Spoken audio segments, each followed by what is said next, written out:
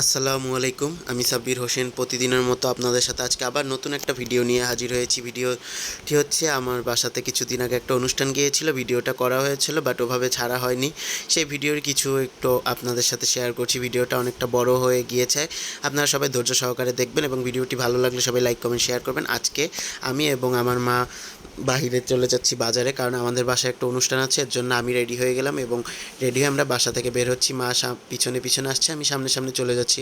এর জন্য এখন বাসা থেকে আমরা চলে যাব বাজারে। বাজারে গিয়ে অনেক বাজার করবো, বাজার করে এরপরে বাসায় নিয়ে আসবো। এখন এই যে বাসা থেকে বের হচ্ছি, বাসা থেকে বের হয়ে আমরা আমাদের বাসার সামনে থেকে গিয়ে একটু পাকা রাস্তায় উঠে আমরা রিক্সা নিব। রিক্সা নিয়ে চলে যাব আমরা আমাদের গন্তব্যে গিয়ে আমরা আমাদের কী কী বাজার করলাম, কী কী কেনাকাটা করলাম, সেটাই হচ্ছে আপনাদের সাথে শেয়ার করব। এই হচ্ছে আমাদের এলাকা। আমাদের এলাকায় বর্তমানে উন্নয়ন কাজ চলছে, যার জন্য ওভাবে রাস্তার অবস্থা খারাপ। আর এই হচ্ছে আমাদের বাসার সামনে মেইন রোড। এখন আমরা এই মেইন রোডে গিয়ে এখন একটা রিক্সায় করে আমরা চলে আসলাম আমাদের গন্তব্যে এসে, এবং আমাদের যা যা প্রয়োজন ছিল অনুষ্ঠানের জন্য আমরা সেই সব সবজি এবং সকল কিছু আমরা বাজার থেকে কেনাকাটা করে এরপরে বাসায় নিয়ে আসবে। এখন আমরা এখানে দেখলাম টমেটো লাগবে, তাই আমরা এখানে টমেটো দেখছিলাম, আম্মু টমেটো দেখছিল, তারপরে আশেপাশে শশা দেখছিল।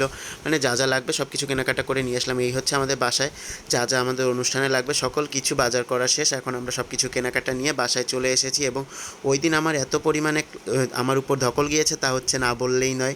একটু পর পর এটা আনো, ওটা আনো, এটা আনো, ওটা আনো, এভাবে দৌড়াদৌড়ি করতে করতে মানে অনেকটা ক্লান্ত। এখানে অনেক কিছুই আনা হয়েছিল, 7 আপ আনা হয়েছিল, কোক আনা হয়েছিল, পোলার চা, এখানে অনেক বাজারই আনা হয়েছে। আপনারা সবাই ভিডিও ক্লিপে দেখতেই পাচ্ছেন কত কী এনেছি বাসায় বাজার। এখানে অনেক কিছুই আছে যা যা মানে ওভাবে মুখে বলে প্রকাশ করা যাচ্ছে না। গাজর আছে, তারপরে সস আছে, পোলার চাল আছে, এখানে শসা আছে, লেবু আছে, টমেটো আছে, মিষ্টি আছে, দুধ আছে, পেঁয়াজ আছে, আলু আছে, তেল আছে, ঘি আছে, আরও মানে অনেক কিছু যা যা একটা অনুষ্ঠানে লাগে সেই সব কিছু। এর মধ্যে আমার ছোটো ভাই এসেছে, ভাইয়ের সাথে একটু দুষ্টুমি করছিলাম, তাকে বলছিলাম একটু পাতিল বানান কর। সে পাতিল বানান করতে গিয়ে বলে তার স্কুলে নাকি এখনও পাতিল বানান শিখায় নাই, সে এখনও ছোটো আছে, বড় ক্লাস উঠলে তাকে নাকি পাতিল বানানো শিখাবে। তাই সে চুপটি করে দাঁড়িয়ে আছে। এই যে সে বলছে যে আমাদের স্কুলে এখনও পাতিল বানানো শিখায় নাই, পাতিল যখন পড়ানোবে তখন আমরা পাতিল বলবো। এরপরে না পেরে সে ওপাশে চলে গেলে। এই হচ্ছে আমাদের অলরেডি সেই ডেক থেকে পাতিল পুতিল চলে আসলো এখানে, এবং টেবিলের স্ট্যান্ড চলে এসেছে, টেবিল এসেছে, চেয়ার এসেছে, সব কিছুই চলে এসেছে অনুষ্ঠানের জন্য। আর ওভাবে অনুষ্ঠানটা বড়সড় করে করা হয় না, যার জন্য আপনাদের কাউকে ওভাবে ইনভাইট করা হয় না। যখন আমাদের বাসায় বড়সড় অনুষ্ঠান হবে তখন আপনাদের সকলকে ইনভাইট করা হবে। এই হচ্ছে টেবিলও চলে এসেছিলো। এখন এটা রাত্রে সব দিয়ে গিয়েছে, কালকে শুক্রবার দিনকার এই অনুষ্ঠান হবে, যার জন্য রাত্রে সকল কিছু দিয়ে গিয়েছে, প্লেট জগ যা যা লাগবে কালকে মানে শুক্রবার দিনকার অনুষ্ঠানে যা যা লাগবে সকল কিছু দিয়ে গিয়েছে। এখন এগুলি আমরা মানে এই রাত্রে গিয়ে সব কিছু চেক করে নিলাম যে সব কিছু ঠিক আছে নাকি। এর পরের দিন সকালেই আমার মামুর হচ্ছে চুল কাটছিল। এই হচ্ছে আমার মামু, তার হচ্ছে সেই অনুষ্ঠান ছিল, চুল কাটার অনুষ্ঠান। এখন আমাদের বাসায় সেলুন থেকে এক ভাইয়া চলে এসে এবং আমার ছোট্ট পাপ্পা আমার মামুটার চুল কাটছিল। এখন সে আবার তার নানুর কোলে বসেছিল, আমার আঙ্কেলের কোলে বসেছিল, মানে আমার সেজো আঙ্কেল, ওনার কোলে বাবু বসেছিল, বসে বসে তার চুল কাটছিল। আর মানে সে এতটা ঠান্ডা, এতটা চুপচাপ ছিল, মানে তার যে চুল কাটছে সে কিছুই বুঝতে পারছে না। আর চুল কাটার পরে যখন সে মাথায় হাত দিয়ে দেখে চুল নেই, তখন একটু পর পর মাথায় হাত দেয় আর বলে একটু পর পর হাত দেয় আর মাথায় বলবে কি মানে সে বুঝাচ্ছে যে তার চুল কোথায়, চুল সে খুঁজে পাচ্ছে না। এভাবে করে এখন আমার মা দৌড়ে এসে তার নাতি চুলগুলো গুছিয়ে রাখছে, কারণ চুলের পরিমাপ সোনা বা রূপা দিতে হয়, যার জন্য রূপার টাকা দিতে হবে, যার জন্য মা চুলগুলিকে সুন্দর করে একটা টিস্যু পেপারের উপরে রাখছিল, যেগুলি ওজন করে গরিব দুঃখীদের মাঝে কিছু টাকা বিলিয়ে দিবে, যার জন্য এইভাবে সুন্দর করে চুলগুলি একটা টিস্যু পেপারের উপরে রাখা হচ্ছিল। আর আমার মামু তো সে বিন্দাস ঘুমাচ্ছিল।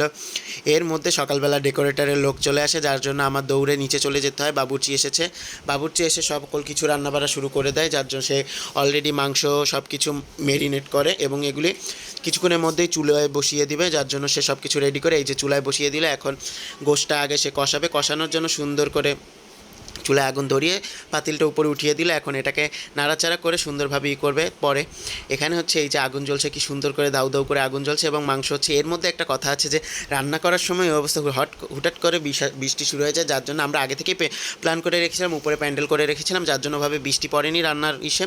আর এখানে রান্না হচ্ছিল অনেক সুন্দরই, মানে কিন্তু বাবুর্চির রান্নাটা ভালো ছিল, কিন্তু তা ওভাবে মজা হয়নি। অনেকটা পরিষ্কারে রান্না করেছিল, কিন্তু ওভাবে মজা নেই। এর মধ্যে আমাকে আবার উপর থেকে ডেকোরেটরের লোক ডাক দিল, যে বলল আসেন ভাই এসে দেখেছেন টেবিল সেট আপ হয়েছে নাকি, পরে আসলো এসে এইখানে সুন্দর করে টেবিল সেট আপ করেছে, সেই টেবিল সেট আপগুলি হয়েছে নাকি এগুলি দেখাচ্ছিল।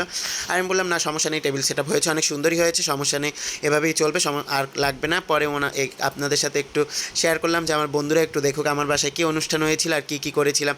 এই হচ্ছে অলরেডি গরুর গোশটা রান্না করা শেষ হয়ে গিয়েছে, এখন এইটা দিয়ে আমরা একটা বিরিয়ানি রান্না করব, যেন একটু আপনাদের সাথে গোশটাও শেয়ার করে নিচ্ছি যে গোশটা কী সুন্দর, অনেকটা সুন্দর একটা চেয়ারে এসেছিলো, বাট ওভাবে রান্নাটা মজা হয়নি। এই হচ্ছে বাবুর্চির হাতের রান্নাটা, মোটামুটি মানে অতটা ভালো হয়নি, ভেবেছিলাম অনেক মজা হবে, গোশটা অনেকটা সুন্দরই হয়েছিল, বাট পোলাওটা রান্না করার টাইমে ওভাবে মজা হয়নি আর কি, ওভাবে ভালোও লাগেনি। ওনাকে বলবো যে পরবর্তীতে আপনি যেখানেই রান্না করবেন সুন্দর করে একটু আগে নিজে টেস্ট করে আপনি রান্না করবেন, আর এভাবে হুটহাট করে সব কিছু পরিমাণ মতো ঠিক মতো দিয়ে রান্না করবেন। আর মেইন কথা হচ্ছে পোলার চালটা ভালো ছিল না, যার জন্য ওভাবে খাবারটাও ভালো হয়নি।